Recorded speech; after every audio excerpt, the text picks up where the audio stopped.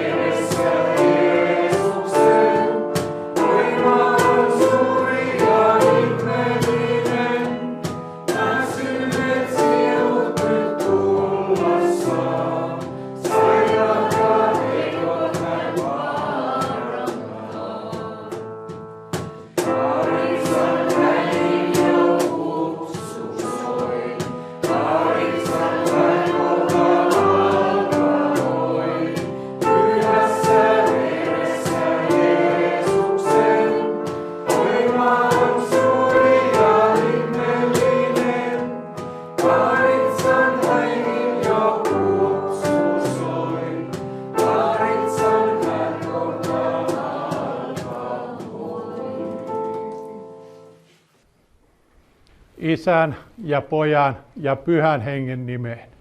Amen, amen, amen. Herra olkoon teidän kanssanne. Kiitos sinun hengesi kanssa. Rakkaat ystävät, sisaret ja veljet Jeesuksessa Kristuksessa. Tämän sunnuntain aiheena kirkkovuodessa on Jeesuksen lähettiläät. Päivän tekstit kertovat meille siitä Jumalan lahjasta, joka toteutui Jeesuksessa Kristuksessa, syntien anteeksi antamuksesta, jonka jokainen saa vastaanottaa. Kuitenkin monet ihmiset, niin kuin me tiedämme, valitettavasti kääntävät selkänsä tuolle Jumalan lahjalle. Mutta Jeesus on antanut omilleen tehtävän, siis myös meille kaikille, viedä evankeliumin ilosanomaa eteenpäin tavalla ja toisella. Meidät on lähetetty kertomaan maailmalle siitä, mitä meille Jeesuksessa Kristuksessa on annettu. Ja ihan jokapäiväisessä arkisessa elämässähän me voimme tuota tehtävää toteuttaa. Jokainen voi olla omalla paikallaan siinä ympäristössä, missä me olemme, niin kertomassa siitä, mitä Jeesus Kristus on omalla kohdalla saanut tehdä. Jokainen voi olla todistajan paikalla kertomassa siitä hyvyydestä ja armosta ja viemässä myös sitä hyvää sanomaa eteenpäin, niin sanoin kuin teoin. Päivän psalmissa on muun muassa tällaiset sanat. Herra, sinua ylistäkööt kaikki luotusi. Uskolliset palvelijasi, kiittäkööt sinua. Julistakoot he valtakuntasi kunniaa. Kertokoot mahtavista teoistasi. Jumalan lapsiksi kastettuina meillä on oikeus tulla hänen eteensä. Saamme rukoilla häneltä neuvoa ja johdatusta elämämme kaikkiin vaiheisiin. Jumala puhuttelee meitä sanallaan ja tänäänkin hän kutsuu meidät ehtoollispöytään. Hän tarjoaa meille anteeksiantoaan poikansa Jeesuksen Kristuksen tähden ja ansiosta. Siksi me saamme nytkin turvallisin mielin käydä tunnustamaan hänelle syntimme ja syyllisyytemme ja teemme sen yhteen äänen synnin tunnustuksen 706 sanoin.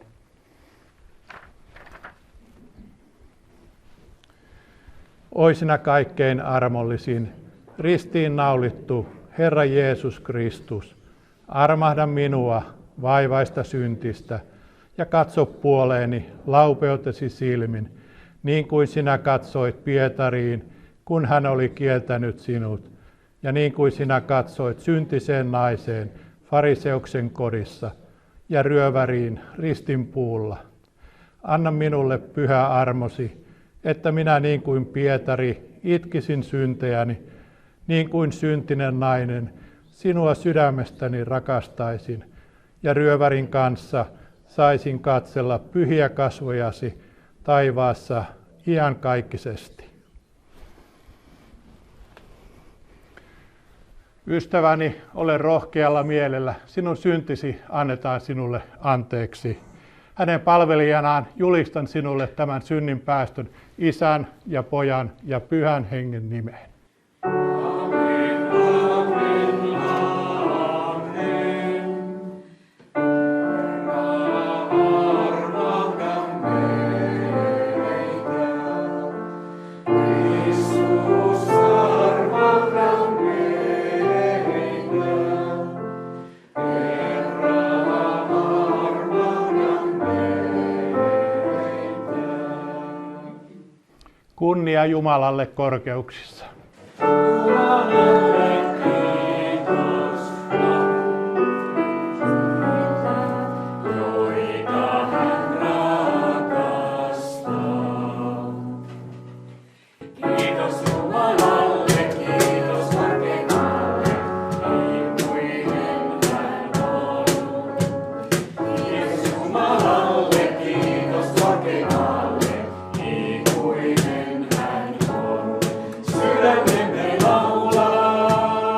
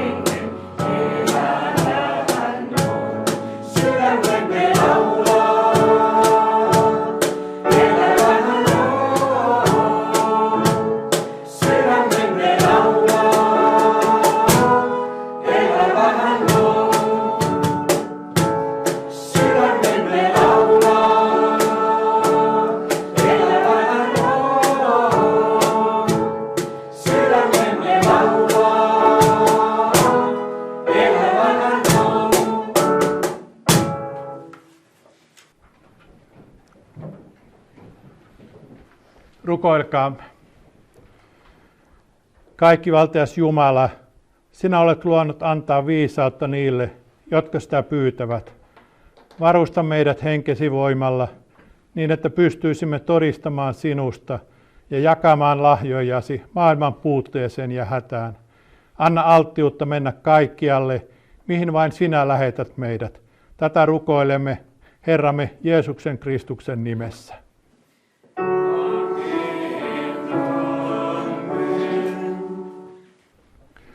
Nousemme nyt kuulemaan tämän päivän Vanhan testamentin lukukappaletta 5. Mooseksen kirjasta, luvusta 31, jakeet 6-8, ja Tuomonen meille lukee. Mooses sanoi israelilaisille, olkaa vahvoja ja rohkeita, älkää pelätkö, älkääkä säikkykö noita kansoja, sillä Herra teidän Jumalanne kulkee teidän kanssanne. Hän ei jätä teitä yksin, eikä hylkää teitä. Mooses kutsui luokseen Joosuan ja sanoi hänelle kaikkien israelilaisten ollessa läsnä, ole vahva ja rohkea, sinä viet tämän kansan siihen maahan, jonka Herra esi-isillemme vannomallaan valalla sille lupasi, ja sinä jaat sen maan israelilaisille perinnöksi. Herra itse kulkee sinun edelläsi. Hän on sinun kanssasi. Hän ei jätä sinua yksin, eikä hylkää sinua. Älä lannistu, älä pelkää. Tämä on Jumalan sana. Jumalalle kiitos. Ja päivän epistolateksti on Kolossalaiskirje 1. luvusta jakeet 9-11. Me olemme lakkaamatta rukoilleet teidän puolestanne ja pyytäneet, että te saisitte runsaasti hengellistä viisautta ja ymmärrystä ja tulisitte täydelleen tuntemaan Jumalan tahdon. Rukoilemme, että eläisitte Herralle kunniaksi ja kaikessa hänen mielensä mukaan, ja että kantaisitte hedelmää tekemällä kaikkea hyvää ja kasvaisitte Jumalan tuntemisessa. Hänen kirkkautensa voima ja väkevyys vahvistakoon teitä olemaan aina kestäviä ja kärsivällisiä. Tämä on Jumalan sana. Jumalalle kiitos.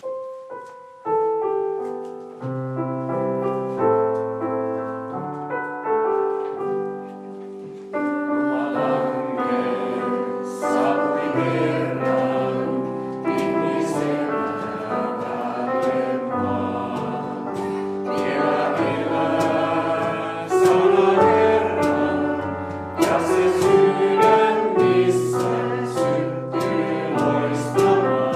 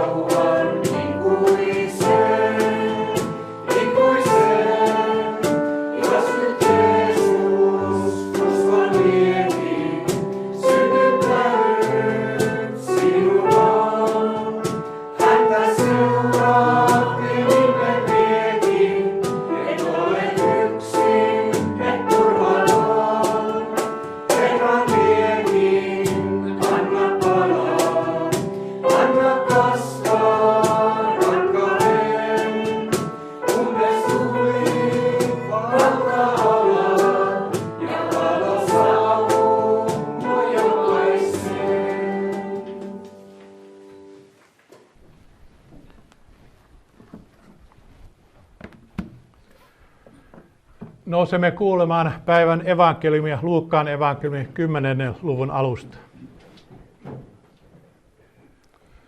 Tämän jälkeen Herra valitsi vielä 72 opetuslasta ja lähetti heidät kaksittain edellään jokaiseen kaupunkiin ja kylään, johon hän aikoi itse mennä.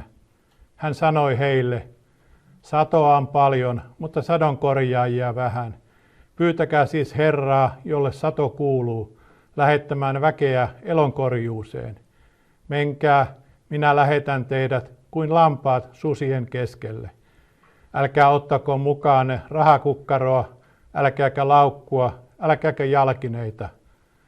Älkää matkan varrella pysähtykö tervehtimään ketään.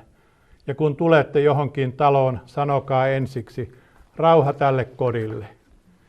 Jos siellä on joku, joka on rauhan arvoinen, hän saa teidän toivottamanne rauhan. Ellei ole ketään, toivotuksenne palaa teille. Jääkää siihen taloon ja syökää ja juokaa, mitä teille tarjotaan, sillä työmies on palkkansa ansainnut. Älkää siirtykö talosta toiseen. Kun tulette kaupunkiin ja teidät otetaan siellä vastaan, syökää mitä teille tarjotaan. Parantakaa kaupungin sairaat ja kertokaa kaikille, Jumalan valtakunta on tullut lähelle. Mutta jos teitä johonkin kaupunkiin tultuanne ei oteta vastaan, menkää sen kaduille ja julistakaa.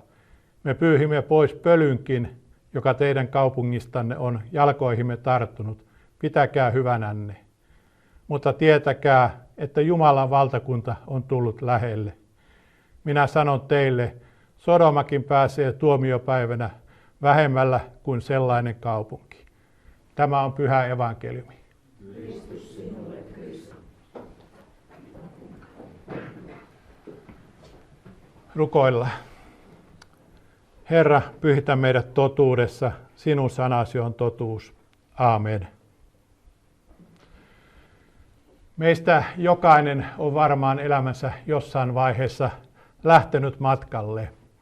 Me olemme tehneet erilaisia matkavalmisteluja, riippuen vähän tietysti matkan kohteesta, ehkä tutustuneet kohteeseen nykyaikaisia menetelmiä käyttäen, eli internetissä etukäteen hankkineet passin, rahaa, vaatteet, lääkkeet, rokotukset ja mitä sitten ajattelemmekaan, että tuolla matkalla tarvitsisimme.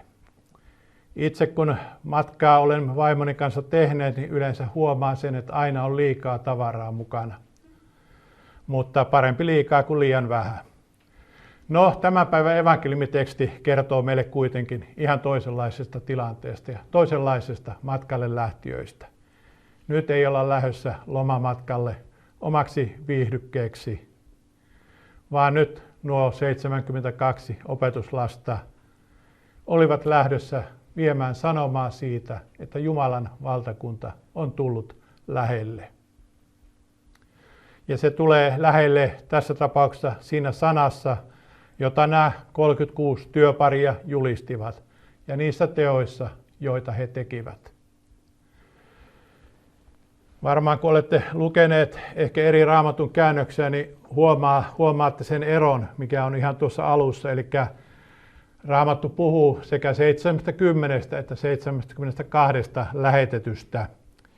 Ja hyvin moni Raamatun selittäjä näkee siinä taustalla sen, eli Septuaginta, eli tuo kreikankielinen vanha testamentti, siellä puhutaan nimenomaan 72. Mutta sitten taas hebreankielinen masoreettinen teksti käyttää lukua 70.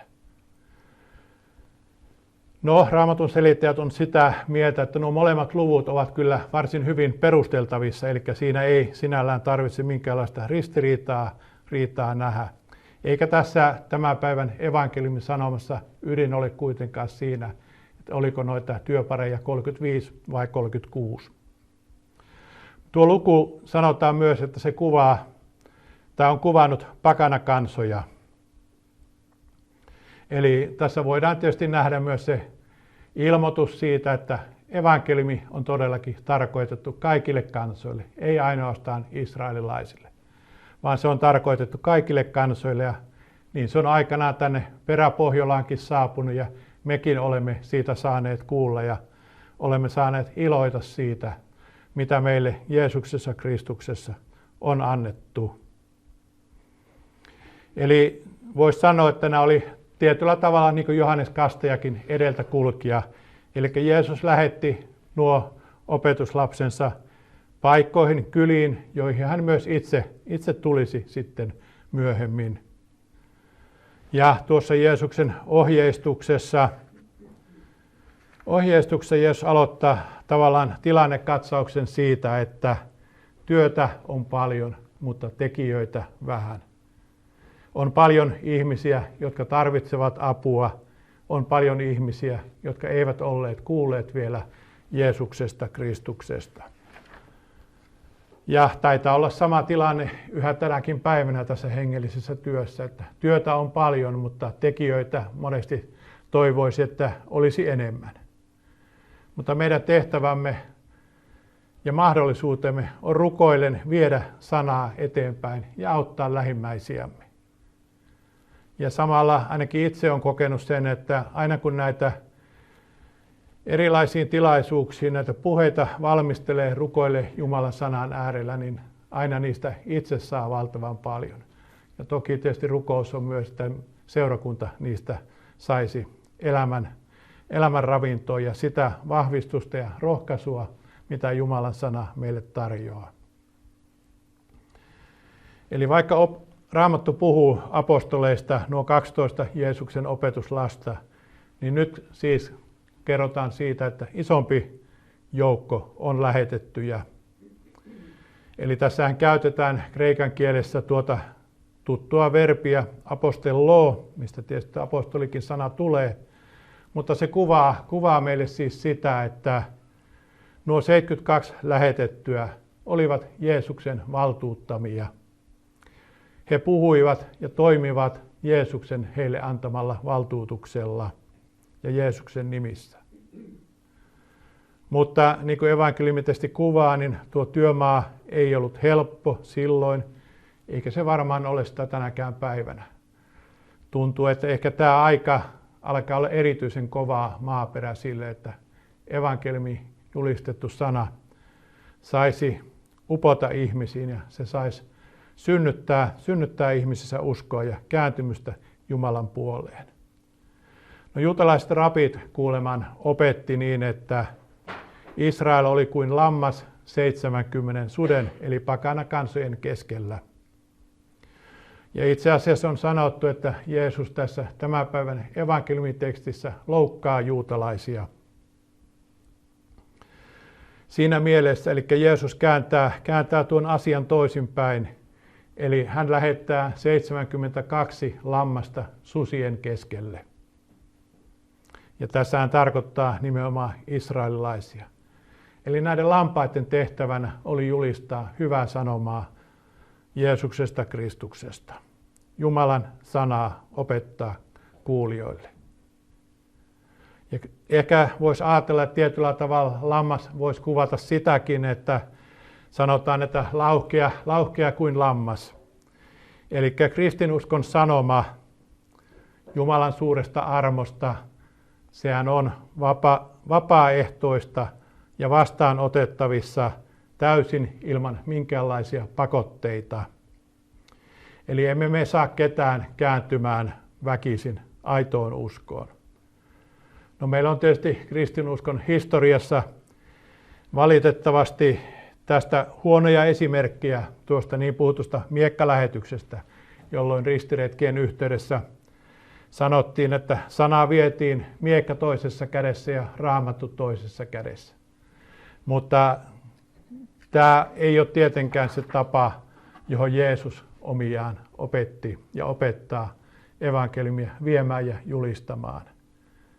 Me emme voi emmekä saa pakottaa ketään, vaan rakkaudesta ja totuudesta käsin julistaa sitä armon sanomaa, joka meille Pyhässä Raamatussa on ilmoitettu. No, jakeessa 4 Jeesus kuvaa sitten noiden lähetettyjen matkavarusteita, eli rinkkoja, matkalaukkuja, eikä liikoja kenkiäkään mukana ollut. Ei tarvinnut miettiä, että mitkähän kengät nyt laittaisi jalkaan.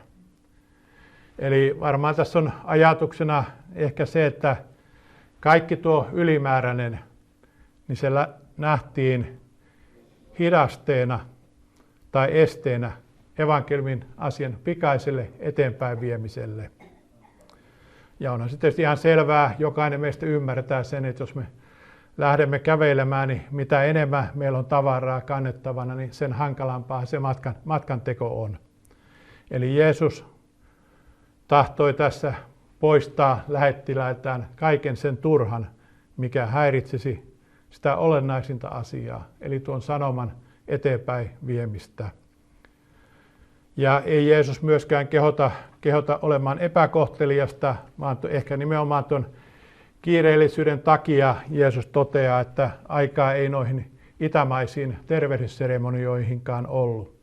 Ne ovat huomattavasti pitempiä kuin tämä meidän. Mehän saatamme sanoa tuttavallamme, että moi, soitellaan. Se on siinä ja soitto saattaa joskus viipyä. Mutta jostain luin, että nuo itämainen tervehdysseremonia, niin se käytännössä vastaisi meidän vierailua. Se, että me menemme kylään toisen luo, siinä vaihdetaan kuulumisia, juodaan kahvia, teetä, mitä tehdäänkään.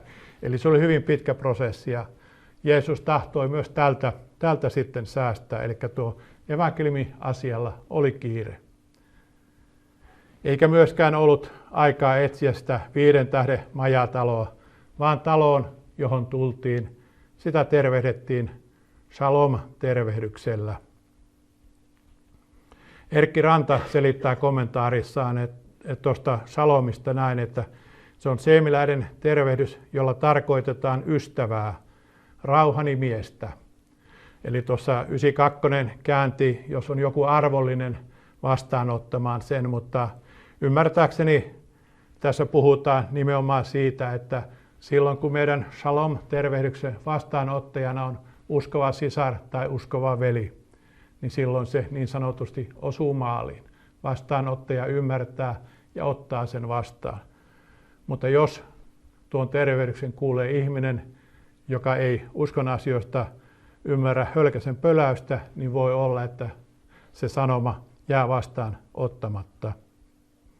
Ja voi olla, en tiedä, mutta ehkä osa noista kodeista, jossa tuo shalom-tervehdys vastaan otettiin, niin saattoi muodostua myös sitten alkuseurakunnassa niiksi kodeiksi, jossa myöhemmin sitten kokoonnuttiin ja vietettiin Jumalan palvelusta, Jumalan sanan ja ehtoollisen äärellä. Eli tuo Jumalan vaikuttama rauha, joka tulee siitä, että meidän syntimme ja syyllisyytemme on sovitettu Jeesuksen Kristuksen nimessä ja veressä.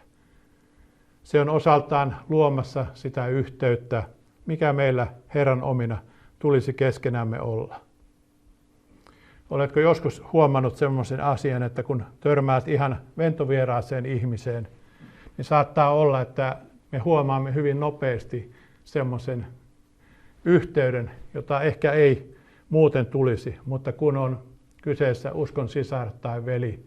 Tiedämme toki, että ei tämä aina näin hyvin toimi, mutta itse ainakin ajattelen, että monesti on ihmetellyt sitä, että kuinka nopeasti äkkiä syntyy yhteys uskovien ihmisten kesken. Tietenkin kun meillä on se sama Herra ja vapahtaja, niin sana ja pyhä henki luo sitä yhteyttä. Jeesushan sanoo, jos te minua rakastatte, niin te pidätte minun käskyni, ja minä olen rukoileva Isää, ja hän antaa teille toisen puolustajan olemaan teidän kanssanne iankaikkisesti. Totuuden hengen, jota maailma ei voi ottaa vastaan, koska se ei näe häntä, eikä tunne häntä. Mutta te tunnette hänet, sillä hän pysyy teidän tykönänne ja on teissä oleva. Eli Jumalan sana ja pyhä henki. Siinä on ne Jumalan lahjat ja aseet meille, joka myös vaikuttaa siis tuon keskinäisen uskovien yhteyden. No myös ruokailuun Jeesus antaa ohjeita lyhyesti tuossa. Eli Jeesuksen reitti hän kulki Dekapolin alueella, eli myös Jordanin itäpuolella, jossa Mooseksen lain puhtaussäännöksiä ei noudatettu. Ja itse asiassa hän, niin kuin varmaan hyvin muistatte, niin Pietarihan sai opetuksen tähän asiaan liittyen. Kun hän oli siellä Korneliuksen talossa, niin Raamattu kertoo näin, hänen siis Pietarin Tuli nälkä ja hän halusi ruokaa, mutta sillä aikaa, kun ateriaa valmistettiin, hän joutui hurmoksiin. Hän näki taivaan avoinna ja taivaasta tuli alas ikään kuin suuri purjekangas, joka laskettiin maahan 4 kulmasta kannateltuna. Siinä oli kaikenlaisia maan eläimiä, 4-jalkaisia ja matelioita sekä taivaan lintuja. Samassa hän kuuli äänen, nouse Pietari, teurasta ja syö. Pietari vastasi, ei Herra, en ole koskaan syönyt mitään epäpuhdasta tai kiellettyä. Silloin ääni puhui uudelleen, minkä Jumala on puhdistanut, sitä älä sinä sano epäpuhtaaksi. Eli kun Jumala vaikuttaa, niin silloin kaikki on hyvää. No, tuo evankeliumiteksti kertoo myös sen, että nuo lähetetyt opetuslapset, heille annettiin myös valta parantaa sairaita ja tehtäväksi myös parantaa sairaita. Ja lienee niin, että tuo parantamisen lahja oli annettu nimenomaan sen tähden, että jotta se vakuuttaisi vastaanottajat tuosta sanavoimasta ja siitä, että Jumala todellakin vaikuttaa ja toimii. Ja lopuksi Jeesus antaa ohjeita sitten siitä, kuinka suhtautua niihin ihmisiin ja paikkoihin, joissa viestiä eikä viestinviejää otettu vastaan. Ja voisi ajatella, että ehkä tässä on nähtävissä myös se, että kun Sodoma nostetaan siinä esille, niin Sodomassa ei ymmärtääkseni ollut sellaista tietoa Jumalan sanan totuudesta, mikä israelilaisilla oli ja kaikilla niillä, jotka kuulivat tuota Jeesuksen opetusta. Ja tuo pölyn pyyhkiminen jaloista, se oli nimenomaan suunnattu juutalaisia vastaan. He tiesivät, mistä on kyse. Sillä juutalaisilla oli tapana pakana-alueelta tullessaan puhdistaa pakanamaan pölykin jaloistaan. Jeesuksen sanoma juutalaisille oli, että jos he hylkäisivät evankeliumin, he olisivat halveksimiensa pakanoiden tavoin Jumalan kansan ulkopuolella. No, en tiedä, mitä me tämän päivän sananjulistajat sitten sanoisimme ihmisille, jotka eivät tahdo meidän julistamaan sanomaa vastaanottaa ja kuulla. Olisiko se kenties pitäkää tunkkinne tai jotakin vastaavaa. Mutta tämä on tietysti tänäkin päivänä aivan, voisi sanoa, joka päivästä ja tuttua, että kovin paljon on niitä ihmisiä ja paikkoja, joissa tuota sanomaa Jeesuksesta ei tahdota vastaanottaa. No, mitä nuo evankeliumisanat voisi sitten tarkoittaa meille täällä Armokalliolla, tässä ja nyt, ja tietysti ihan täällä Suomessa? Kuinka me, sinä ja minä, voimme olla omalla paikallamme Jumalan lähettiläitä? Jeesus on siis antanut tuon tehtävänsä, omilleen tehtävän viedä armon ja pelastuksen sanomaa. Ei meidän tarvitse olla lähetystyöntekijöitä siinä mielessä, että lähtisimme ulkomaille evankeliumia viemään. Saattaa olla, että se lähin lähetyskenttä voi löytyä jopa sieltä kotonta tai kenties naapurista, ystäväpiiristä, harrastusporukasta tai vaikka työpaikalta. Eli luulen, että meillä on kyllä niitä paikkoja, missä me voimme olla Jeesuksen lähettiläinen ja kertoa evankeliumin ilosanomaa. Ja me voimme tehdä sitä tietenkin ja teemmekin sitä jokainen niillä armolahjoilla ja tavalla, joka on meille niin kuin luontevaa. Tietenkin julistaa sanalla, rukoilla tai sitten esimerkiksi auttamalla lähimmäisiämme. Joskus jopa apu täysin vieraalle ihmiselle saattaa avata meille tilaisuuden kertoa Jeesuksesta Kristuksesta. Vaikka tilanne tällä hetkellä Israelissa on paha, niin kuin kaikki tiedämme, niin tuli mieleeni, kun sitä saarnaa valmistelin, niin erään Israel-lähetin sanat tähän liittyen, kun hän kertoi juuri siitä, kuinka he Israelissa menivät ja auttoivat täysin tuntemattomia ihmisiä. Menivät ehkä siivoamaan pihaa tai mitä se sitten olikaan. Niin hyvin useasti kävi kuulemaan niin, että nuo avun saaneet kysyivät, että miksi te teette näin. Ja se avasi sitten heille mahdollisuuden kertoa Jeesuksesta Kristuksesta, siitä mitä Jeesus oli saanut heissä vaikuttaa. Eli tällä tavalla itse kukin meistä voimme olla tavalla ja toisella Jeesuksen lähettiläitä. Ja se, mikä siinä on myös hyvää, on se, että voisi sanoa, että aivan kuin nuo 72 lähetettyä, niin meidänkin oma varustuksemme on varsin vaatimaton. Mutta se, että Jumala sanansa ja pyhän henkensä kautta varustaa omansa siihen tehtävään, johon hän meidät kutsuu ja johon hän meidät lähettää. Eli ei meidän tarvitse koskaan omassa voimassa olla liikkeellä, vaan saadaan luottaa siihen, että Jumala meitä auttaa. Ja ajattelin, että otan tähän saarnani lopuksi päivän psalmista kehotuksen, josta voisi jotakin poimia siitä, kuinka toimia Jumalan lähettiläänä. Herra, sinua ylistäkööt kaikki luotusi, uskolliset palvelijasi kiittäkööt sinua. Julistakoot he valtakuntasi kunniaa, kertokoot he mahtavista teoistasi, saattakoot ihmisten tietoon Herran väkevät teot ja hänen valtakuntansa mahdin ja loiston. Sinun valtakuntasi on ikuinen ja sinun herruutesi pysyy polvesta polveen. Eli sisaret ja veljet Jeesuksessa Kristuksessa, omistetaan uskolla kaikki ne pyhän Raamatun lupaukset, joita meille on annettu. Omistetaan ne ja kerrotaan niistä myös eteenpäin Jeesuksen Kristuksen nimessä. Aamen. Nousemme tunnustamaan yhteisen kristillisen uskomme apostolisen uskon tunnustuksen mukaan. Minä uskon Jumalaan, Isään kaikkivaltiaaseen, taivaan ja maan luojaan, ja Jeesukseen Kristukseen, Jumalan ainoaan poikaan, meidän Herraamme, joka sikisi pyhästä hengestä, syntyi neitsyt Mariasta, kärsi Pontius Pilatuksen aikana, ristiin naulittiin, kuoli ja haudattiin, astui alas Tuonelaan, nousi 3.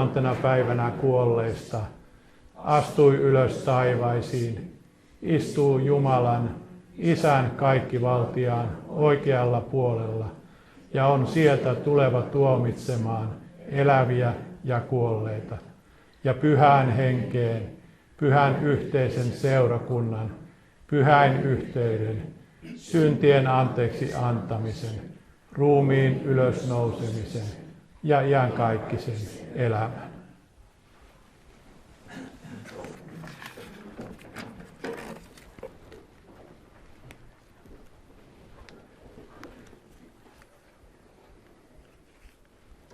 Rukoilemme yhteisten asioiden puolesta.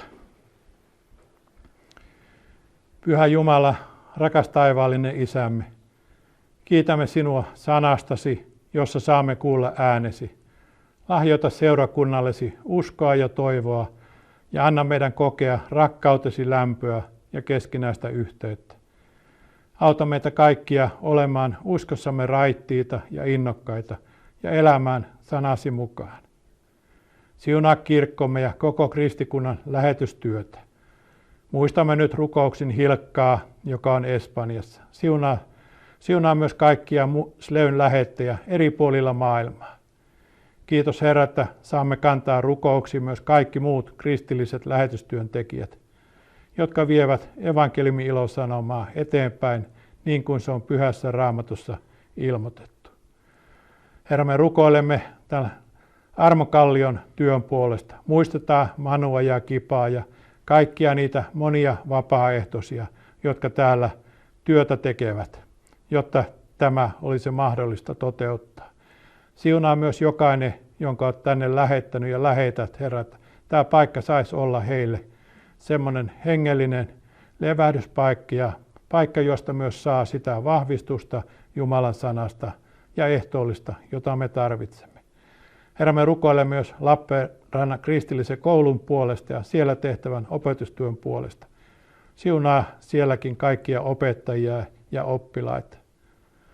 Rukoillaan kaikkien kristillisten seurakuntien ja järjestöjen työn puolesta Lappeenrannassa. Muistetaan, Herra, myös Suomen Raamattuopiston työtä. Herra, me kiitämme sinua isänmaastamme. Siunaa maatamme ja kansaamme. Varjele meidät sodalta ja muilta onnettomuuksilta ja väkivallan teoilta. Anna rauhan säilyä maassamme. Herra, katso myös koko maailman puoleen, joka kaipaa rauhaa. Sinä näet, kuinka kriisit ja sodat tuottavat ihmisille tuskaa, hätää, surua ja turvattomuutta. Rukoilemme omaisuuskanssasi Israelin puolesta. Siunaa ja varjele sitä ja rukoillaan rauhaa koko Lähi-Itään. Muistetaan myös Venäjän ja Ukrainan välisen sodan, tai rukoillaan tuon Venäjän ja Ukrainan välisen sodan loppumisen puolesta. Herra, kosketa siellä myös molempia kansoja niin, että rauha voisi alueelle syntyä. Herra, varjele kaikkia ihmisiä, jotka sota-alueella joutuvat elämään. Taivuta, Herra, kansat ja kansojen johtajat sovintoon. Herra, me rukoilemme myös kaikkien perheiden puolesta. Herra, sinä olet asettanut avioliiton yhden miehen ja yhden naisen väliseksi liitoksi. Herra, anna aviopuolisoille keskinäistä rakkautta ja anteeksi antavaa mieltä niin, että perhe-elämä voisi sujua sopuisasti. Ja Herra, rukoillaan sitä, että anna kodin olla myös lapsille turvallinen paikka kasvaa kohti aikuisuutta. Taivaallinen Isämme, sanasi kehottaa meitä kantamaan toistemme taakkoja. Auta meitä olemaan niiden tukena, joiden elämää varjostaa suru, sairaus tai yksinäisyys. Tue myös niitä lähimmäisiämme, joiden puolesta on pyydetty esirukousta. Tässä on esirukouspyyntö. Pyydän, Jeesus, paranna ja kosketa armollasi poikaani Danielia, joka on Meilahden sairaalassa. Äiti pyytää tätä. Niin kiitos, rakas Jeesus, että sä oot kantanut meidän syntimme ja sairautammekin Golgatan keskimmäiselle ristille. Herra, me rukoillaan nyt, että ole sinä Danielin kanssa. Paranna sinä, Herra. Jos se sinun tahtosi on, sinulla on, Herra, kaikki valta ja voima. Ja ole myös äidin ja koko perhekunnan kanssa. Kiitos, Jeesus, että saadaan pyytää myös tämä sinun siunausta ja varjelusta tälle avioparille, jonka elämässä on vaikea tilanne. Herra, sinä tiedät, mikä tuo tilanne on. Kiitos, Jeesus, siitä, että sinä olet luonut kuulla rukoukset ja auttaa. Herra, auta tätä avioparia kaikissa heidän vaikeuksissaan ja johdata, Herra, niin, että kaikki voi kääntyä parhain päin. Isä Jeesuksen nimessä. Aamen. Kiitos, Jeesus, siitä, että kaikki nämä meidän rukouspyynnöt, nämä ja nekin, mitä meidän sydämestämme nousee, niin Herra, sä oot luvannut kuulla. Taivaallinen Isämme, me ylistämme sinua siitä, että poikasi Jeesus Kristus on voittanut synnin ja kuoleman. Kun kuolemamme hetki koittaa, ota meidät luoksesi taivaaseen ylistämään sinua ikuisesti.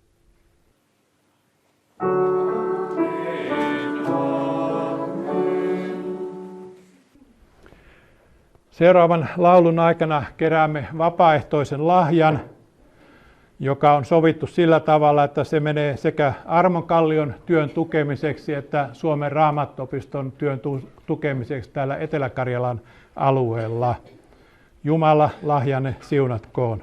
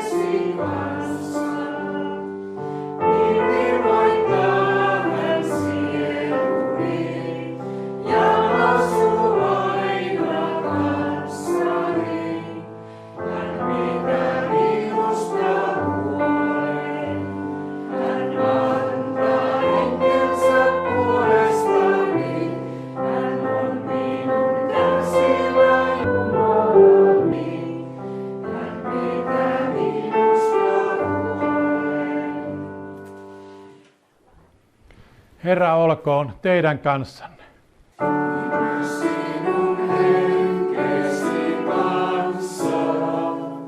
Ylentäkää sydämenne.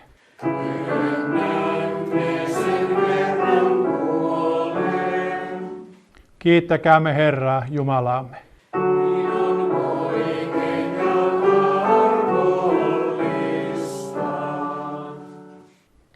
Totisesti on oikein ja arvollista, että me kiitämme sinua aina ja kaikkialla, Pyhä Herra, kaikkivaltias Isä, iankaikkinen Jumala, Jeesuksen Kristuksen, meidän Herramme kautta. Hän on kärsinyt kuoleman meidän puolestamme ja ylösnousemisellaan avannut meille tien ikuiseen elämään. Me kiitämme sinua tästä taivaan lahjasta ja laulamme sinulle ylistystä enkelien ja kaikkien pyhien kanssa.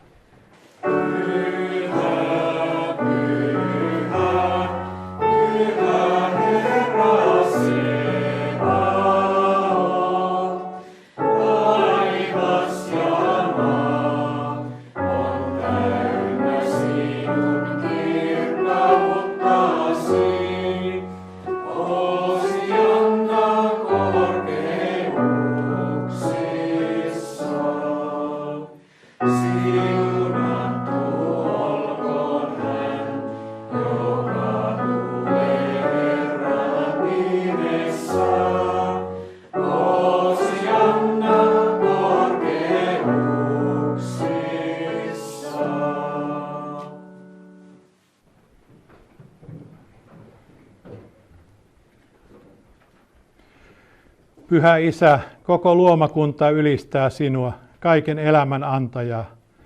Sinä et hylännyt luotujasi synnin ja kuoleman valtaan, vaan lähetit ainoan poikasi ihmiseksi pelastamaan meidät. Me kiitämme sinua lunastuksesta, jonka olet valmistanut meille hänen täydellisellä uhrillaan ristin puussa. Hän maksoi velkamme ja teki rauhan sinun ja meidän välillämme. Herramme Jeesus Kristus, sinä yönä, jona hänet kavallettiin, otti leivän, siunasi, mursi ja antoi sen opetuslapsilleen sanoen, ottakaa ja syökää, tämä on minun ruumiini, joka annetaan teidän puolestanne, tehkää se minun muistokseni. Samoin hän otti maljan, kiitti ja sanoi, ottakaa ja juokaa tästä te kaikki. Tämä malja on uusi liitto minun veressäni, joka vuodatetaan teidän puolestanne syntien anteeksi antamiseksi. Niin usein kuin te siitä juotte, tehkää se minun muistokseni. Me riemuitsemme kaikesta siitä, mitä poikasi on puolestamme tehnyt, ja vietämme tätä pyhää ateriaa, jossa tulemme osallisiksi lunastuksen salaisuudesta. Me muistamme hänen kuolemaansa, ylösnousemustaan ja taivaaseen astumista. Me odotamme hänen paluutaan kirkkaudessa. Lähetä Pyhä Henkesi siunaamaan meitä, että ottaisimme uskossa vastaan poikasi ruumiin ja veren. Yhdistä meidät häneen ja toinen toisiimme.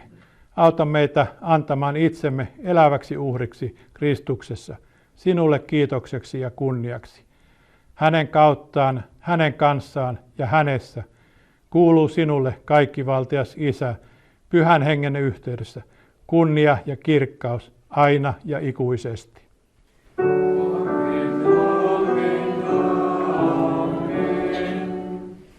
Rukoilemme yhdessä, niin kuin Jeesus meitä opetti.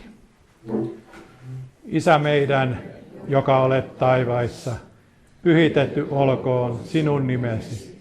Tulkoon sinun valtakuntasi, tapahtukoon sinun tahtosi, myös maan päällä, niin kuin taivaassa. Anna meille tänä päivänä meidän jokapäiväinen leipämme, ja anna meille meidän syntimme anteeksi, niin kuin mekin anteeksi annamme niille, jotka ovat meitä vastaan rikkoneet. Äläkä saata meitä kiusaukseen, vaan päästä meidät pahasta, sillä sinun on valtakunta ja voima ja kunnia iankaikkisesti. Aamen. Herran rauha olkoon teidän kanssanne.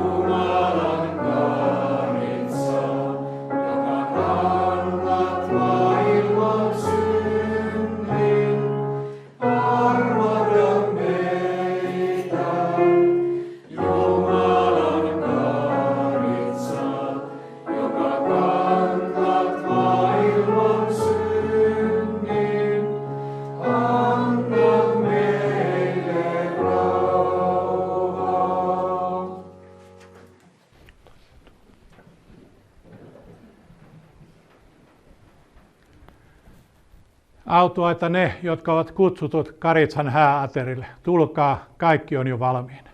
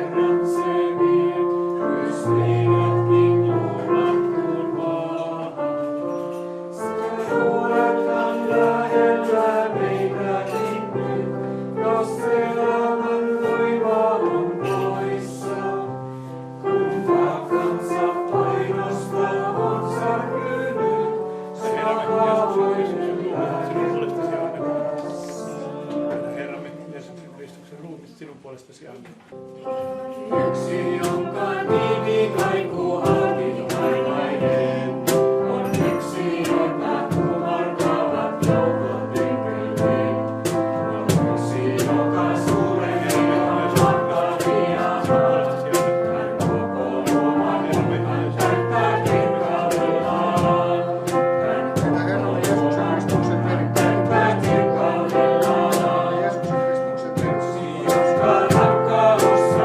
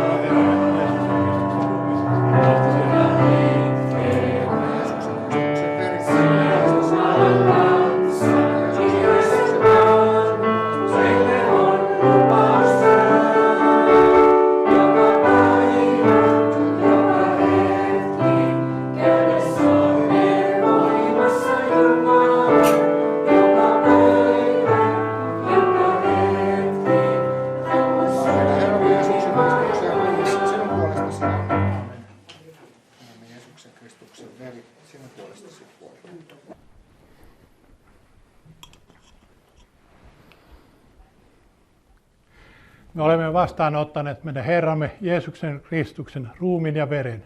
Hän varjelkoon meidät iankaikkiseen elämään. Jeesus sanoo, rauhan minä jätän teille, minun rauhani. Sen minä annan teille, en minä anna teille niin kuin maailma antaa. Älköön teidän sydämen olko murheellinen, älköönkä peljätkö.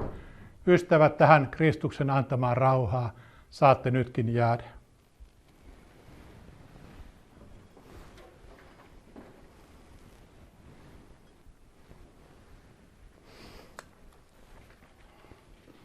Kiittäen rukoilemme. Herra, kaikkivaltias Jumala, sinä teit meidät osallisiksi pyhästä ehtoollisesta. Me kiitämme sinua tästä lahjasta ja rukoilemme. Tee meidät kaikkien pyhiesi kanssa osallisiksi myös taivaan juhlaateriasta.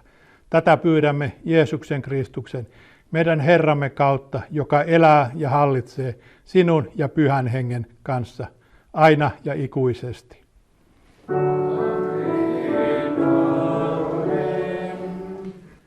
Nousemme ylistämään ja kiittämään Herraa seuraavan laulun sanoin.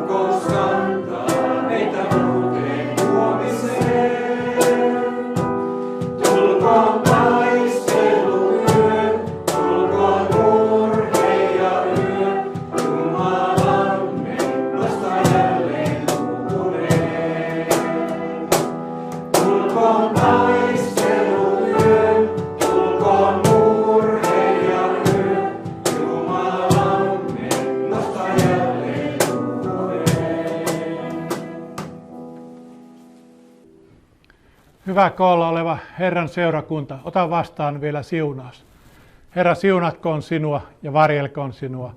Herra, kirkastakoon kasvonsa sinulle ja antakoon sinulle rauhan.